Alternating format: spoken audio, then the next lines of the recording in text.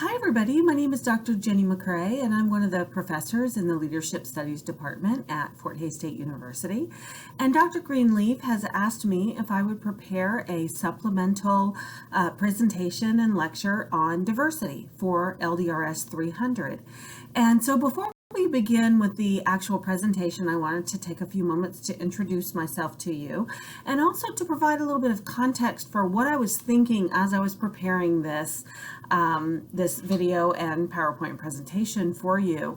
And one of the things that I wanted to keep in mind, one has to do with the fact that we really have a variety of people who take this class for a variety of reasons. And you probably are aware of this already because in your in-class discussions or on discussion board or on maybe Yellow Dig, if you use Yellow Dig in class, you have probably already had some interaction with people in class, and you've gotten to know that there's really probably a wide diversity in class itself. There might be people who are mid or even late career professionals who are taking this class that maybe have a lot of leadership experience.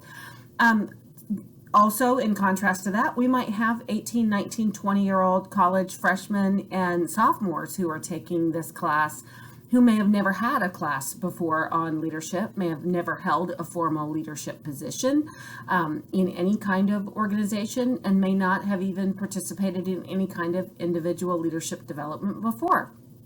So we really run the gamut of people in class with various experience levels. And we also have people who enroll in this class for a variety of reasons. Some people might take it to complete some of their general education requirements or just as an elective because they're interested. Other people are taking it as a required course for either a minor in leadership studies or a major in leadership studies, or as part of the 3-course certificate that we have in the department. And so because of that, I really wanted to provide a broad perspective of diversity, but also wanted to be able to serve the purpose for those people who might be using this as a more foundational course that sets the foundation for some of the other things that they're going to be studying in some of their future leadership studies classes. And so I wanted to let you know that before we began, why I'm sort of going over some of the things that I am and why I'm looking at this as a foundational competency area, a foundational content area for anybody who is studying leadership, whether or not to increase their own individual leadership competency and individual leadership development, or also for more advanced understanding of the organizational framework of leadership, which is something that you do in some of the future classes. It's not just about your individual leadership capacities and individual leadership development, but leaders also need to understand how leadership works in organizations. And the same is true for diversity. So I'm trying to appeal to a very broad audience of people who have different interests in both individual and organizational leadership development in framing this lecture and providing some of the resources that I do in here. I am the type of person who often likes to err on the side of sharing as much information as possible. And so there are some supplemental materials and some hyperlinks that you'll see within the PowerPoint for those of you who want some additional information. So I'm going to go over 2 major aspects of diversity in this particular presentation, each of which has 4 subparts to it. And then just know that there are live hyperlinks. There are links to podcasts, articles, and a video or 2 within the presentation for those of you who want to delve a little bit deeper. And then you also can please feel free to contact me. You can find my information on the departmental webpage, but I am more than happy to discuss things with you, provide additional resources for you if this is a content area or a topic area that you have even greater interest in. And I'm happy to do that. So please don't ever hesitate to contact me if you have any questions about anything. So I hope that you enjoy and find this as beneficial, foundational information to help you in your own personal and educational leadership journey. Rooted in social justice philosophy, civil rights legislation, and more recently, business strategy, diversity has evolved into a rather amorphous field where the very word itself invokes a variety of meanings and emotional responses. I think this is a very apt place to start when we're talking in general about the concept of diversity in general, and then specifically as it applies to leadership and leadership training.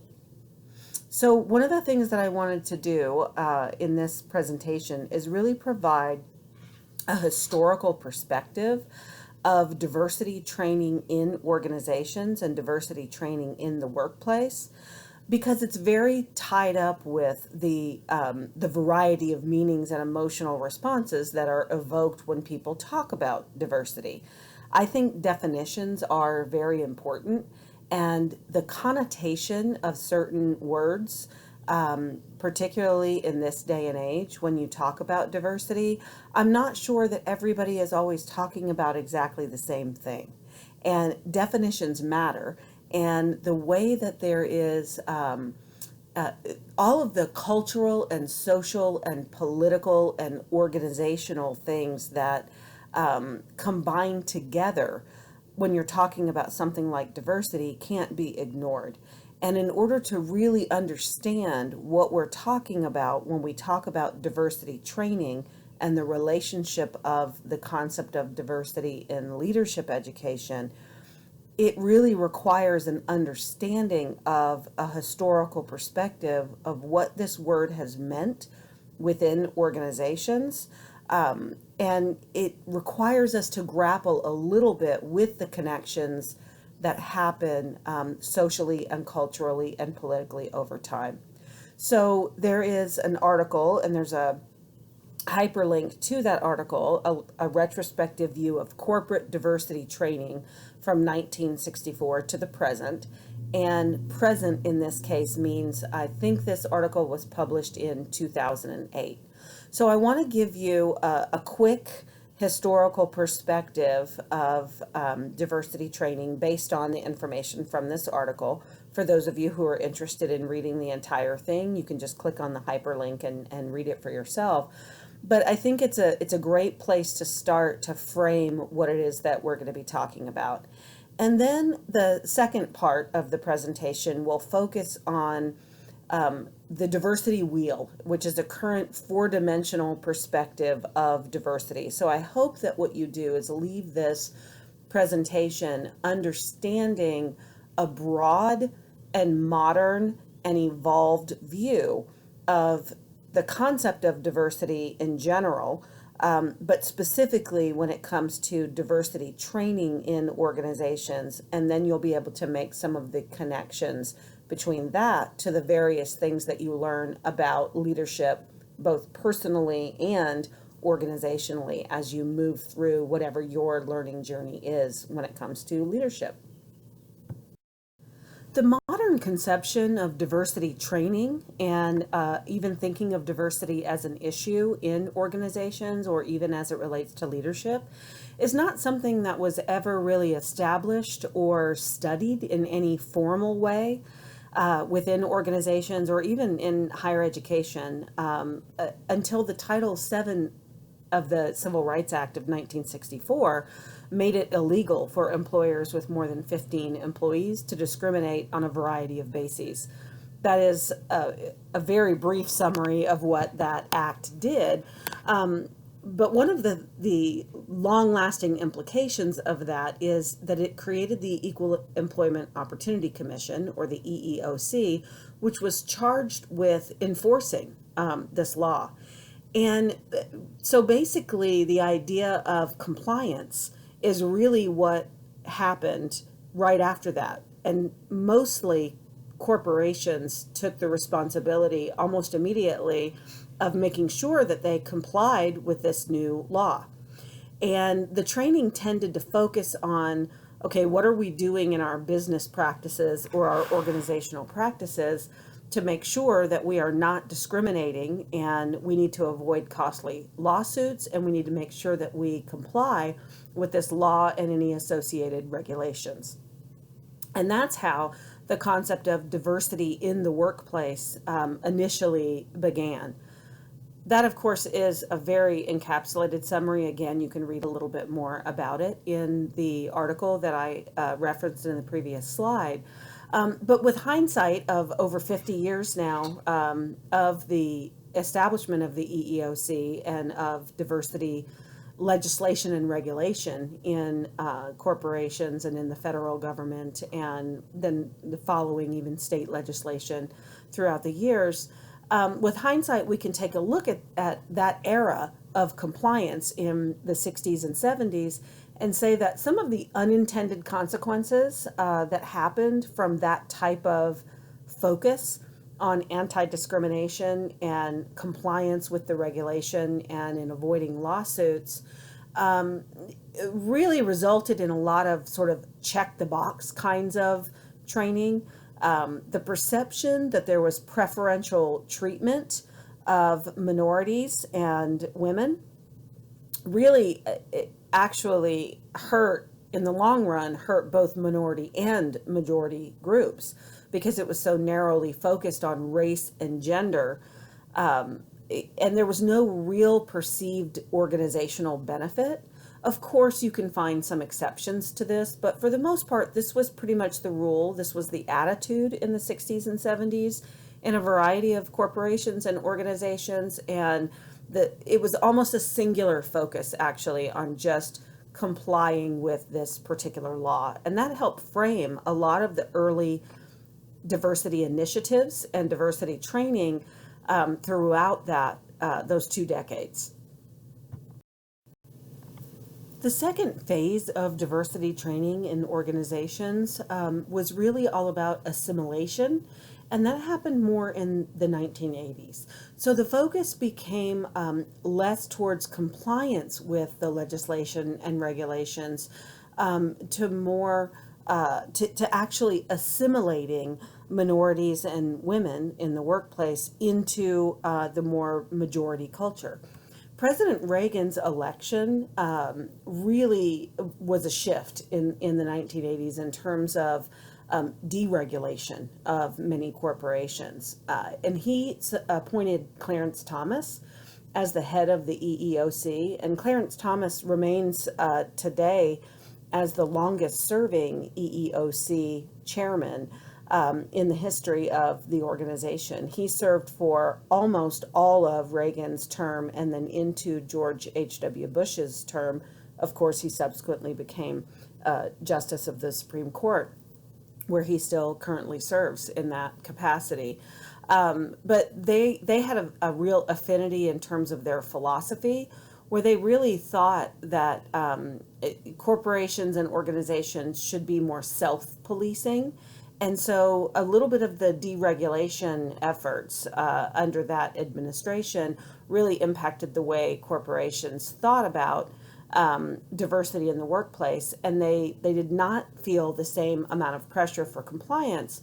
But at the same time, some shifts had begun to happen because of the early training and diversity initiatives that were in a variety of organizations. It's also important to understand that simultaneous to this political shift and era of deregulation in the 1980s, there were a couple of other trends that corporations tended to focus even more on, that took some of the resources and philosophy away from diversity training because there was a real concern at that time for offshore competition, and also a lot of the quality improvement efforts and initiatives that happened during that time.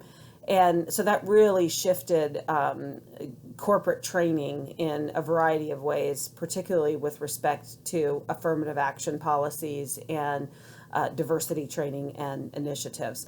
Another thing, the effect of which really cannot be understated, is the publication in 1987 of a sweeping document called Workforce 2000. And I've provided a link to the entire thing.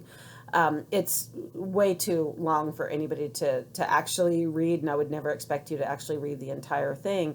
But skimming the first few pages of the executive summary will give you an idea of the scope of what was accomplished in this particular document. And it really had to do with taking a look at the demographic trends that were happening in the United States, and particularly how that impacted the labor market and the way that we were shifting from a manufacturing economy to a more service economy at that time. And there were a lot of predictions in that report about the demographic changes and the educational changes that were happening in America in all kinds of organizations.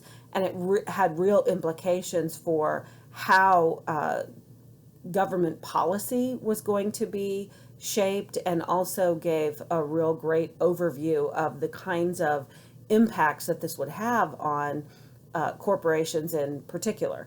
And so because of that, many companies continued their diversity training, but really, again, focused on helping women and people of color who were entering the workforce in really record numbers, and were expected to continue to do that with all of the demographic trends. And so the focus became more on assimilation at this point. Because of this, all of these forces kind of coming together, what it really did is it created a multi-billion-dollar diversity industry. And that's when that term, diversity, became more front and center, was towards the late 80s to the early 90s. And all kinds of training, education, diversity initiative practices that really were a lot less focused on compliance at that time, because most organizations had come within the actual minimal requirements of compliance that had already been baked in and built into their practices. They began this approach to assimilation, and that's really when a shift began to happen in the way that we thought about diversity in the workplace. The next era of diversity training and efforts within organizations really ushered in the time of sensitivity in the 1990s. People learned that affirmative action alone, if it was ever sufficient, was no longer only sufficient. And really the goal should be to create an environment that focused on building effective working relationships and team building, and to include everyone, including white men, under the umbrella of the term diversity. And it was a little bit of a confusing era. It was confusing at the time, and then in hindsight, you can sort of see how it was sandwiched between these various these various eras of diversity training, where it was really trying to figure itself out. It had become $1 billion industry. All organizations were talking about it and trying to do something about it, but there wasn't a lot of consensus about the best way to accomplish this new goal.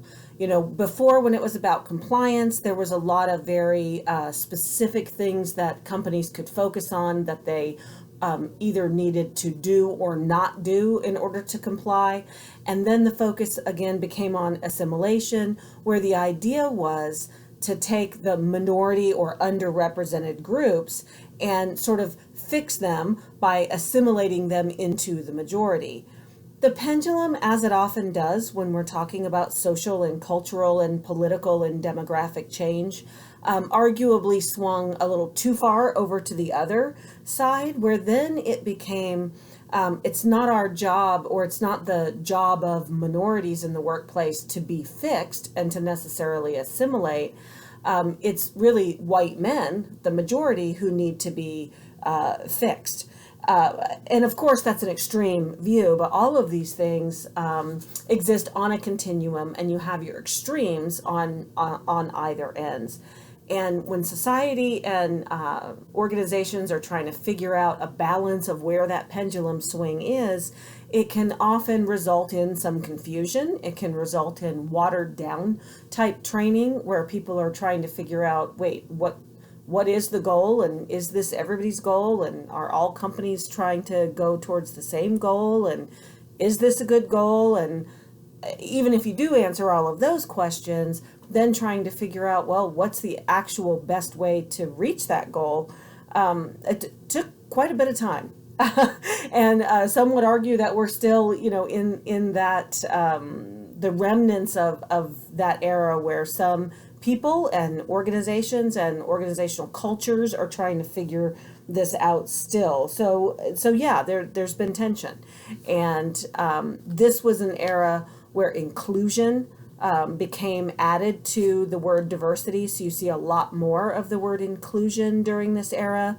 You saw a lot of specific activities in workplace training, like Jane Elliott's Blue Eyes and Brown Eyes and other things like that. If you're not sure what I'm talking about, there's actually some kind of interesting things on that. There was an entire Oprah show in the 90s that was quite controversial that focused on that.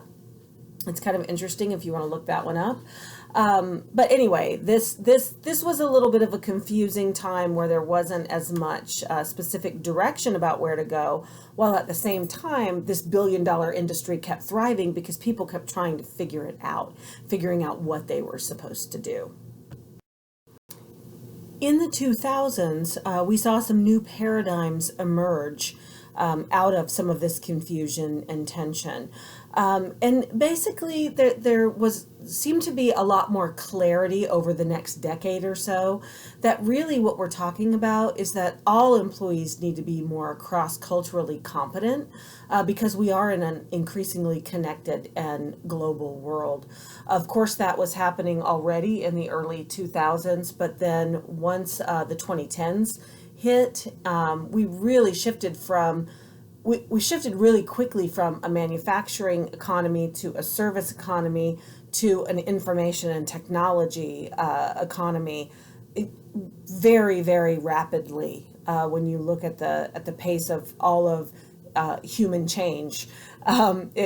These were really big shifts that were happening. And so the idea that diversity learning should be integrated and ongoing, and that it is actually a business competency, just like other competencies, that needed to have educational building blocks, and that diversity should not just happen in the classroom, but should be integrated into other business processes and activities began to emerge. So this idea that it should permeate part of everything that you do, along with the same types of other business practices, really began to emerge.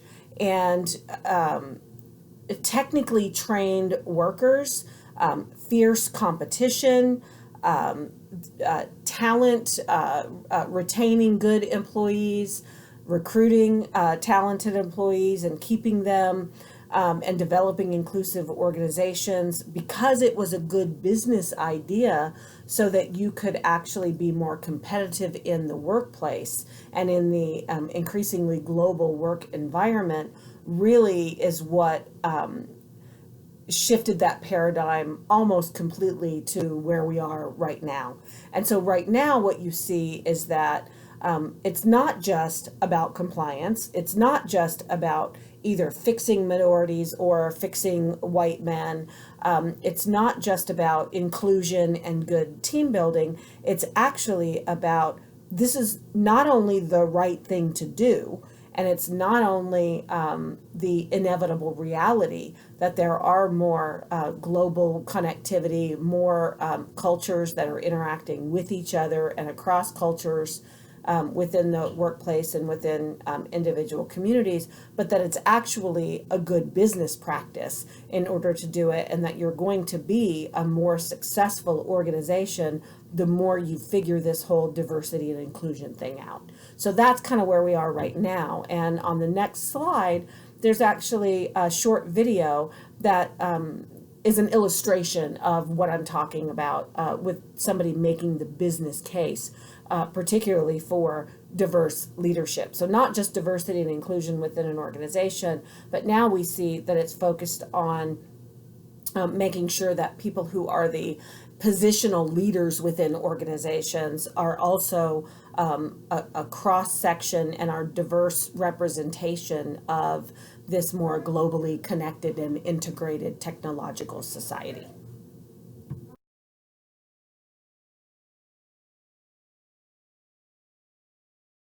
So the good news is we've sort of figured some of this out.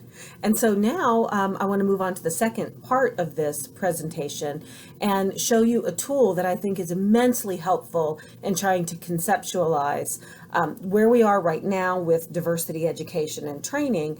And I would like to argue and very much advocate for this diversity wheel being a really useful foundational tool that you can use in understanding how to think about this, not only with your own personal leadership development and understanding, but again, how do we get people to think about it in a training setting when we're talking about diversity and inclusion within organizations. And so there are 4 parts to the diversity wheel. And at the center and at the core is personality. So people don't just have differences in terms of culture or religion or race or ethnicity or gender. There are some really fundamental and innate core personality things that it doesn't matter where you're from or what those other dimensions are that are going to impact how you interact with other people, how you process information, how you learn, how you get along with other people, what some of your preferences are, those kinds of things. And then the second dimension is that internal dimension that we think of as more traditionally in the vein of what you would think of with diversity and what, again, started out as a compliance view. So we're talking about race, gender, ethnicity, things about which people don't have a lot of control. And then you move to the external dimension of diversity, and then the organizational dimension. And so when you separate those 4 dimensions out, and when I was talking about previously that when you're talking about diversity training, you want to be able to have educational building blocks to build competency in this area. These are the building blocks that we're talking about. So you can do some training on personality. And then you could also do training on internal dimensions and build on some of the educational practices with the more traditional diversity initiatives that were in the organization. So you don't have to throw the baby out with the bathwater. You can take some of that stuff that's already been developed or some of the training that's already been sort of figured out in that era, and then you can build that and then start talking about the external dimensions and how does that change things or add a layer of complexity to it. And then when you look at organizational dimensions, you now have your building blocks for building that competency that has to do with diversity and inclusion. So this is my absolute favorite area, and I promised Justin that I would not make this presentation super long, and I've already gone into probably a little bit more detail than I should have. I warned you at the beginning that was my tendency, but I will tell you that this you could have an entire 16-week class just on this. There are people who dedicate their entire, academic research careers to this area. So there's a lot there. But I just want to say just a couple of things. Number one, there's a lot of stuff out there on personality. Some of it is bunk. Some of it is quite useful. And trying to discern what is good, what is bad, what is useful, what is research-based, what is credible, what is not credible, can sometimes be difficult because there is so much that's out there. So I will just tell you a couple of things. The most used personality instrument that is used in training, particularly, and I can say this from a factual standpoint, in terms of Forbes 500 companies, hands down, from a practical standpoint, from a training standpoint, is the MBTI, which is the Myers-Briggs Type Indicator. And there are also some others that are are good to take a look at. One of those is Strengths Finder or Strengths Training, and I've included some hyperlinks. There's another, the other two, True Colors and Keirsey, are still based on some of the same fundamental psychological principles and psychological research that the MBTI is. And then the one that is the most researched and most talked about in academic circles and has the most fundamental scientific and social science research base on it is the Big Five. So I would probably stay away from horoscopes. Sorry, I know they're fun, but they're not really credible. But if you want to take a look at what's out there on these five personality trainings, and there are a few others that are based on some pretty solid practical research, and they can all be useful. They can all be tools that you can use, but these are the ones that if you're going to go down that rabbit hole, if you will, that you probably would be pretty safe to do. There is a comprehensive source that I have there for those of you who are really into this area. That is a great place to start. One of the best websites, I think it's more of a fun website than it is necessarily one that's super academic, but it's based on it's Jungian psychology. So it's based where the MBTI and True Colors and Keirsey are based on, and that's personalityhacker.com.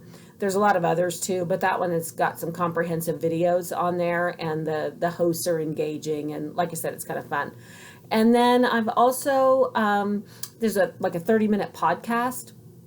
I'm a podcast guru, and so there's a fun podcast that I put on there. But there's all kinds of other things that are out there on personality, and hopefully in some of your other classes that you take, particularly if you're majoring in organizational leadership or minoring, you will get to some of this in some of your other classes as well. We believe that understanding these kinds of things is really fundamental to increasing someone's emotional intelligence. And so I think this is probably the shortest amount of time I've ever talked on this topic, so yay me. But once again, I want to let you know if you want some more information or if you want some other resources, I could talk about this and present on this and do classes and workshops on this forever. I am infinitely fascinated with this particular topic, so I would love to hear from others of you who have any questions or would like to reach out to me about this topic, because I could talk for a lot longer, but I won't, so you're welcome. So the next piece of the diversity wheel is the internal dimensions, ACE, age, race, gender, sexual orientation, physical ability, and ethnicity. And what really defines this dimension is that it is dimensions over which individuals have little or no control. And so generally speaking, these are also the legally protected statuses in organizations. So the isms that need to be complied with. An interesting thing to think about in this dimension is that, age is not something that we normally think of when we think of like the category of race, gender, sexual orientation, and ethnicity. But it is, of course, something about which people have no control over. And so it includes generational perspectives. And there's all kinds of interesting things on generational perspectives as well. So I included a hyperlink there. Another area of fascination for me, and one where there's lots of aha moments that happen whenever I do workshops or trainings on generations, and I like to go a lot deeper than just your typical comments about baby boomers or millennials. Those are the two largest generations, so there's a lot of stereotypes out there. There's a lot of offhand comments that people will make. I am a particular fan of the millennial generation in a way that many people my age, I'm 50, So I'm Gen X. We're the forgotten sandwich, people in between the baby boomers and the millennials. But it's one of my pet peeves when people are constantly criticizing millennials.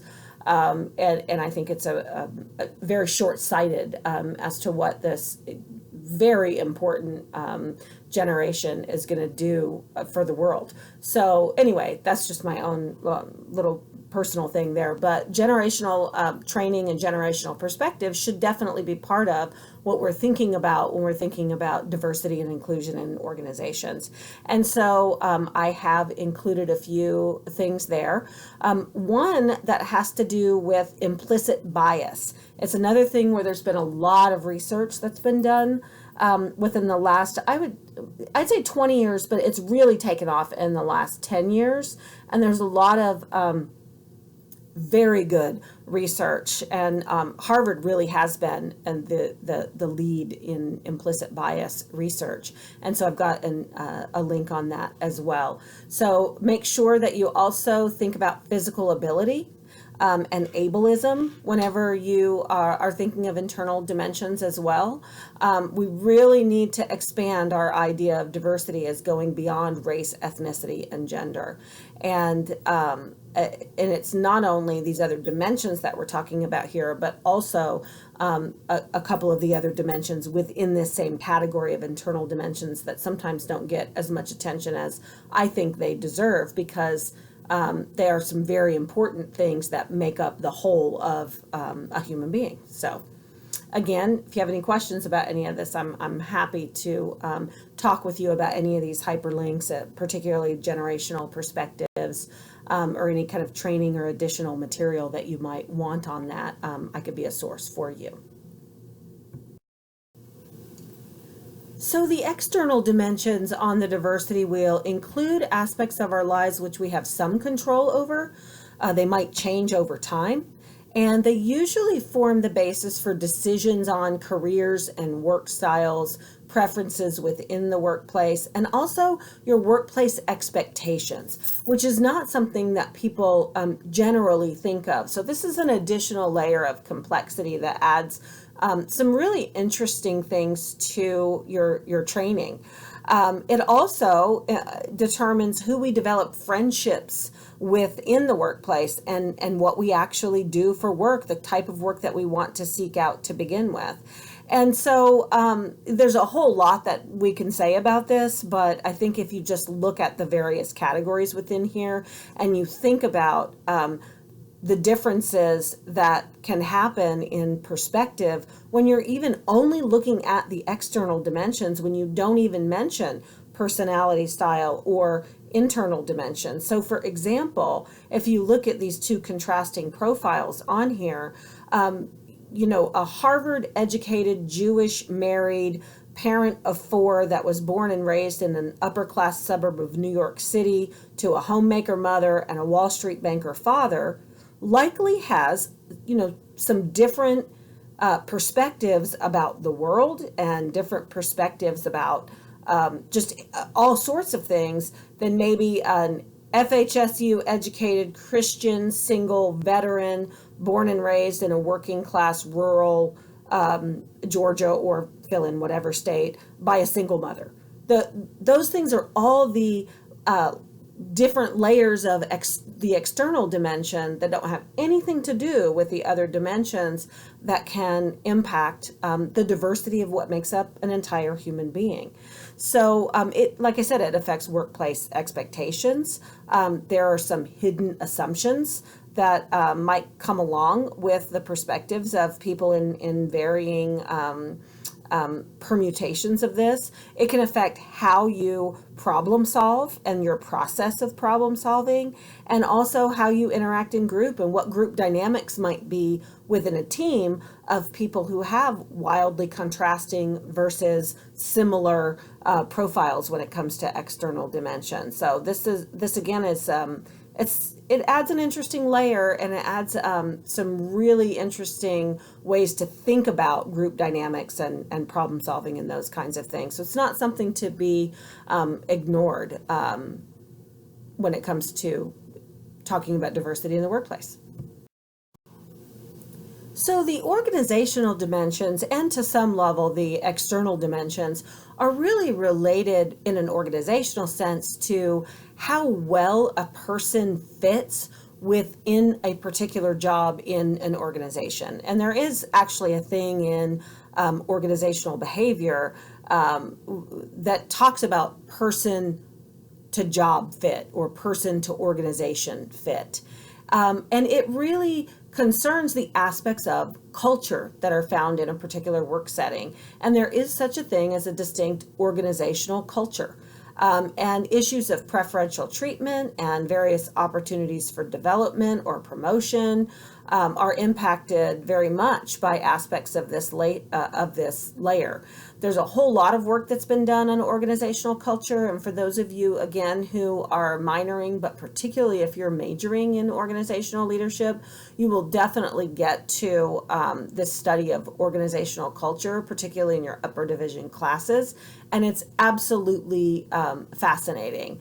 And so these organizational dimensions give you a chance to think about, how leadership manifests itself in various industries. There might be some comparison and contrast that can happen with the type of people who are drawn to certain industries or certain fields or functional levels or classifications. Upper management versus middle management versus introductory supervisor level, whether or not someone is part of a union or not, or even if someone, even organizations that decide whether or not to include a union. Various locations. Organizational dimensions can include, if you work in a very large corporation that has 10 different locations, 5 of which are in 5 different countries overseas, and the other 5 of which may include 2 like headquarter type locations in big cities, and then 3 subsidiary or production facilities in more working class or rural areas in America. There are a lot of things about that organization that are going to depend on being able to navigate those kinds of things. So there's all kinds of fascinating stuff that can happen. This is where you get when you talk about not just organizational culture, but really organizational behavior. And like I said, we'll study some of those kinds of things in your upper division classes if you are majoring in organizational leadership. If not, if you are taking this class as an elective and you are a business major, you will definitely be studying some of this. But even if you're not, even if this is an elective and you're in an entirely different field, maybe you are going to be seeking a nursing degree. Thinking about these kinds of organizational dimensions in a hospital, for example, or another healthcare organization, extremely important. So again, this is definitely a dimension not to be ignored when you're really talking about diversity and inclusion and understanding how people can best work together and how an organization, no matter what type of organization it is, can best function and have the most desirable outcomes. And so it is a much needed layer that has really been added just in the last few years as we had those paradigm shifts in the 2000s. Thank you for taking some time to listen to this presentation on diversity. I really do hope that you have learned some things, and I hope it's been insightful for you and has helped you to understand a little bit about how leaders need to think about these things within organizations, but also how in your own personal leadership development, this is something that there may be aspects of the diversity wheel, aspects of some of those dimensions that you that have sparked a couple of aha moments where you've said, oh, I never thought about it that way. I might need to pay a little bit more attention to that, or I might need to think about that a little bit, or I wonder how my company approaches this. So anyway, I hope that it has been informative for you and has sparked some curiosity on your part. And like I said, if you want more information about anything, please let me know. If for some reason you're having a trouble with any of the hyperlinks that are embedded within the presentation, let me know about that as well, because I'm more than happy to share my knowledge and resources with you. I'm an open book, so feel free to give me a call or text me, or come by and see me when I'm in my office at Fort Hays. Take care.